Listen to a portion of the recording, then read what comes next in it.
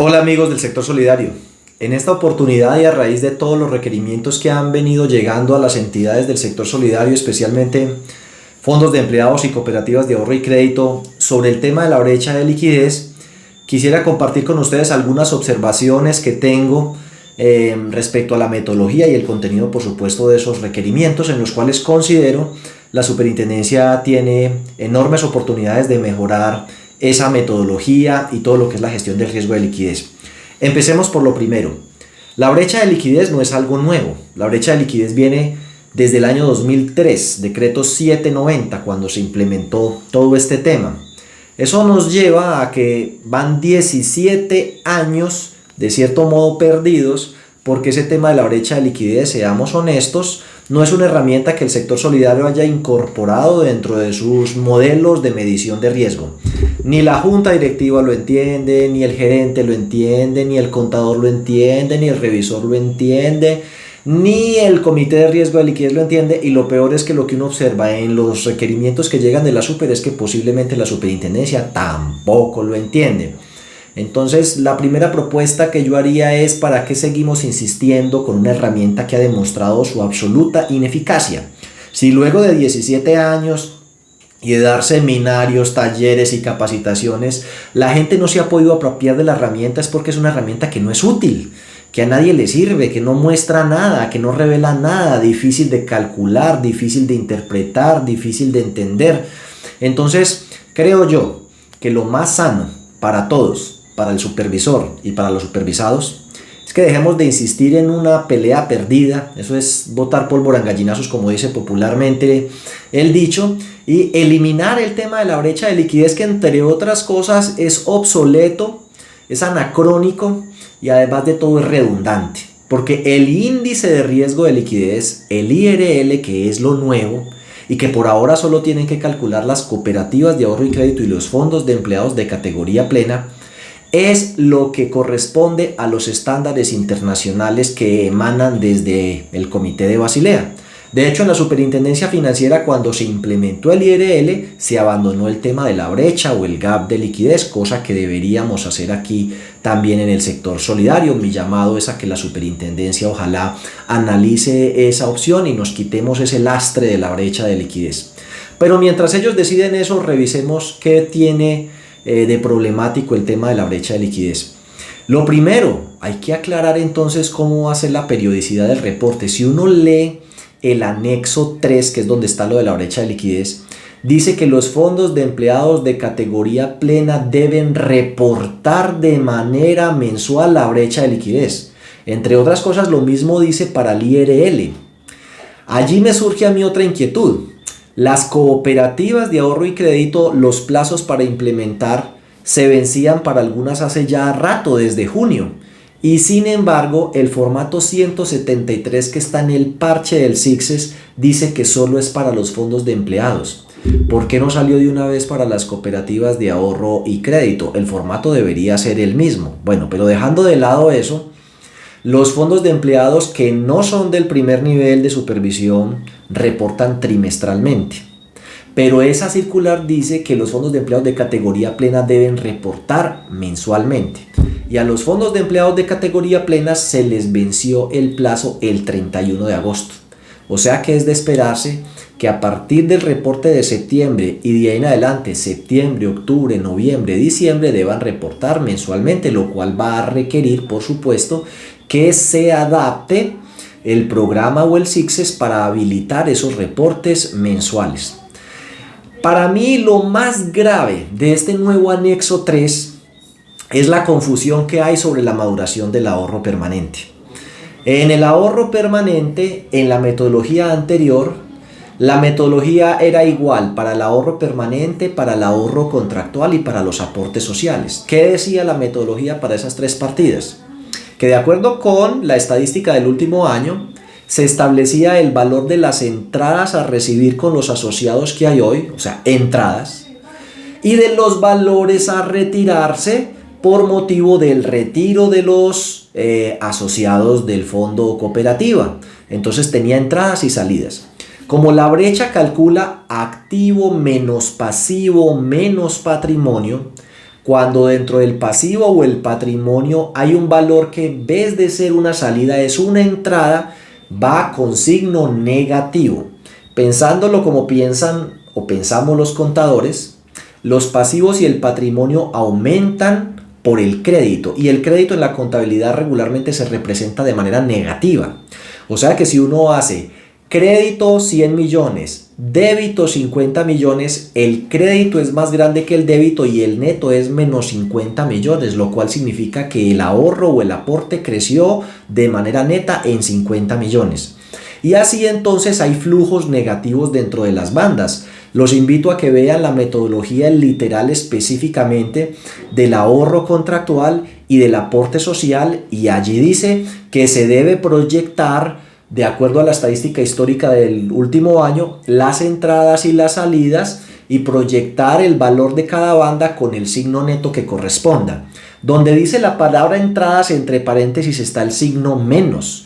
Eso va a hacer que si usted dice entrada activa menos la salida pasiva, ese menos con menos por ley de signos se convierte en más, o sea que termina sumando. Entonces los valores negativos del pasivo y del patrimonio en el ahorro contractual, en el ahorro permanente que lo estamos discutiendo, y en los aportes no significa una salida, significa una entrada. Vaya, miren el ahorro contractual y el aporte.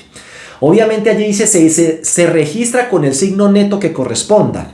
Y si dice que se registra con el signo neto es porque ese signo puede ser positivo, puede ser negativo. Ahí hay una cosa bien curiosa, y es que la superintendencia le escribe a uno que por favor le explique por qué hay valores negativos, y luego le cita el párrafo del anexo donde le explica por qué hay valores negativos. Entonces pues es muy curioso que el requerimiento se responde a sí mismo, pero de cierto modo lo deja uno pensando: ¿sí será que al interior de la superintendencia realmente han logrado entender lo que dice el anexo? Porque pareciera que no. Están preguntando que por qué hay valores negativos, y el mismo instructivo dice por qué. Porque el flujo neto, si es un neto de entradas, va negativo. Ahora dice que las bandas menores a 12 meses se deben sumar. Puede haber positivos y negativos, pero si el neto es un neto de ingresos, es decir, negativo, el saldo a la fecha va en la última banda. Entonces, nótese a esto. Hoy tengo 2.000 millones de pesos de ahorro contractual, de ahorro permanente o de aportes, y hay unas bandas que van a quedar positivas y otras que van a quedar negativas, pero cuando las sumo todas, da un neto de entradas, o sea, un neto negativo, por ejemplo, menos 100 millones. Dice que si la sumatoria de las bandas menores a 12 meses es un neto de entradas, el saldo a la fecha va en la última banda. O sea que diría 2.000 millones en la primera banda del saldo, 2.000 millones en la banda de más de 12 meses, porque es lo que dice, el saldo a la fecha va en la última banda, pero que en las bandas menores a 12 meses con el signo neto que corresponda. Y ahí es donde lo sorprende a uno las preguntas que hace los requerimientos de la Supersolidaria. Sírvase explicar por qué la sumatoria de las bandas no es igual al saldo a la fecha. Pues porque tiene signos positivos, negativos, y el saldo a la fecha se pone en la última banda cuando la sumatoria de las bandas menores a 12 meses es un neto de entradas, es decir, signo negativo. O sea que eso nunca le va a cuadrar. Eso ratifica que no entienden esa metodología. Bueno, así está clarito para el ahorro permanente, para el ahorro contractual y para el aporte. Para el ahorro permanente, en la metodología que había antes, vayan y revísenlo. Está en la circular básica contable capítulo 14 numeral 2.9. Era la misma metodología para el ahorro permanente. Y es lógico. No puede haber una metodología para los aportes y otra diferente para el ahorro permanente, porque las dos entran juntas y se van juntas. En los fondos de empleados es muy frecuente que de la cuota mensual solo el 10% vaya a los aportes sociales y el 90, el 80, el 70% va al ahorro permanente. Así que uno no puede llegar y decir, como lo dice el nuevo anexo, que eso es algo que deben corregir. Para mí es una grave equivocación. Esa metodología que colocaron en el ahorro permanente está totalmente errada. Dice que como el ahorro permanente es permanente, póngalo en la última banda y listo. Ah, bueno, y que si tienen retiros parciales del ahorro permanente, entonces que estadísticamente revise como más o menos cuánto es y lo ponga ahí en las bandas, y se queda uno sorprendido.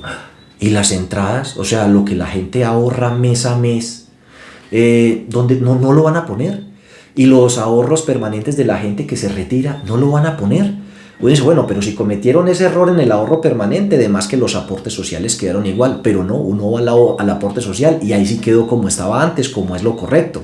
En el aporte sí contempla las entradas de los aportes y los retiros de los aportes cuando los asociados se desvinculan. Entonces, sinceramente, no hay ninguna armonía ni congruencia en esa metodología. Para los ahorros permanentes no se puede, no contemplaron ni la entrada ni la salida de recursos, y los aportes sí. Sin embargo, la circular también está llena el anexo lleno de vacíos. Si ustedes ven al principio, dice que en los productos que tienen un convenio contractual se aceptan crecimientos adicionales, y ahí encuentra usted la palabra ahorro contractual, ahorro permanente y aportes sociales.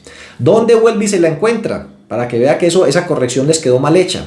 Cuando usted se va a la partida del ahorro contractual, ahí léanlo bien y verá que encuentran otra vez la palabra de ahorro permanente. O sea que dentro de la metodología del ahorro contractual quedó metido que sí hay entradas y salidas de ahorro permanente, y al principio del anexo también lo dice. Solamente en el literal, donde habla del ahorro permanente de manera específica, lo dejaron por fuera, lo cual para mí es el más grave error de todo ese anexo, pero ojalá fuera el único. Hay otra parte donde dice, bueno, este no es un error propiamente del anexo, sino de las personas que están revisando ese formato y están mandando los requerimientos. Échale ojo a las perlitas.